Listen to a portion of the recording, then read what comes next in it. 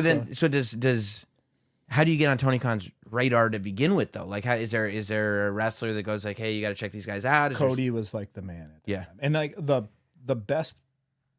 So there was like weird kind of things that kind of happened at that time. Like ROH was going to bring us in with Tyler Bateman as a 6-man, and they wanted us to come in and just take the belts from Marty Scurll, PCO, and Brody King. Right. So we were communicating back and forth with that, and they wanted us to do it in Texas. They did these like Texas shows, and then out of nowhere, like we hadn't signed anything yet, and those Texas shows got canceled. And I remember being like, "This is bad, dude. Like we got to pull out. Like this is that." And like it was kind of weird because me and Jess kind of like argued because like he's been in wrestling for so long, and like I want him to have what he needs. Yes. Like, he's such a great person, and like he deserves to be with one of the big companies making money doing wrestling. And I was like, oh man. And he was like, dude, this is my chance, you know? And I was like, no, just, this is bad juju, you know, like we gotta just like back away.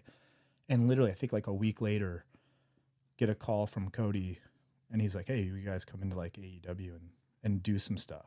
Like, sure. And it was Love like doing stuff. But I was like, my intentions with wrestling was always to keep it super punk rock and wrestle in like VFW halls and like do that. Because it's just, I fell in love with indie wrestling. I thought indie wrestling was like, you have a different scene every single night. Nothing is like, everything's exciting. You know what I mean? And like, yeah, there's shows that are like boring and stuff like that. But like, for the most part, like the venue is always different. The people are always different. That is something that like I love, is like growing up a punk rock kid. Like I feel more comfortable in a VFW hall than I do in an arena. And like, that still is really, I still feel more comfortable like in a VFW hall. And like the arenas are not stagnant, but it's just like, it's the same scene every week. And it's just like, even though you're in a different town or whatever, it's a mass of people. It's just a mass of people. Like you're not necessarily connecting with these new individuals that you would with a smaller crowd. Yeah. And like a year in, I was getting kind of, I was like, oh man, like I haven't been in like a venue in a long time. I've been in like these arenas for a year. This is like weird. And then I was like, how can I make this now make sense and be fun? And it was like, oh, okay. Like the cool part is wrestling in an arena makes me slow down and be able to like pay attention. And then you realize like the difference between indie wrestling and TV wrestling. Right. You know? Right. And it's like, that's the thing. It's like, I had to learn that on the fly. Of course. So, like, Jesse had experience wrestling on TV. I had none.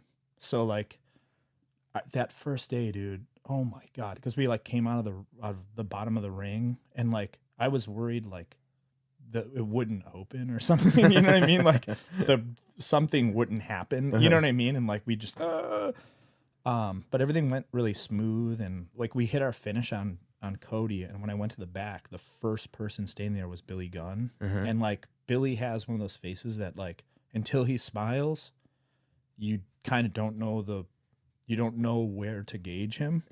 And at that time I didn't know him at all. So I was terrified. I like walked back, I'm looking at Thanos, like just staring down at me. And he was like, hey, next time you do your finish, like hit a little more snap on that. And I was like, oh, thanks, dude. And he was like super rad. He smiled. He was like, great job, man. You did really good. I was like,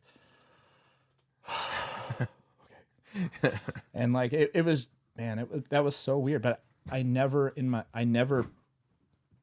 put that in my head. I never put arena wrestling in my head ever. Yeah. You know? I mean, and you were just, it was also experimental, I think, for you. Big time. Right? Big time. And so the idea that now we're here. It's wild. Now we're here. Yeah. Yeah. How has it become more comfortable or Big more time. at home for you? Absolutely. Yeah. Like now I feel way more comfortable. Like I don't really get nervous. Like the last time I was like really nervous, we had a match with like Sting was in the match. Yeah. And that's like, as he's so cool, man, like, and so down for everything. Like he wants to just be, he wants to keep up. He doesn't want to be like the guy that just has to go out there, hit the stinger splash. You know what I mean? Like, yes, he wants to do stuff. He wants to do stuff. Yeah. And like, it was his birthday. And I pulled him aside and I go, dude, you're really cool, man. Like, it's really cool that you want to like be with us, not just us put you over. Like he wants to help put us over. Yeah. And like in that match, like I called a spot where I was like mocking him. Like I mocked the the stinger splash and stuff like that. And like when I was on the other side of the ring looking at him, and then you see the arena and like it's filled with people and they're reacting, and you're like, what am I doing? Right. Like, what am I doing right now? Like, where am I in the world? Yeah. Like I'm about to hit Sting with the stinger splash. 25 years ago, I was watching Nitro. Yes. And seeing Sting on the other side of the ring on a TV set. And now I'm in an arena, in a ring. Never put myself ever there, ever. And still sometimes, like, I have that imposter syndrome where I'm just like, this is so weird. Like, I feel like I'm floating above myself, like, looking at the situation and thinking I'm watching, like, Nitro.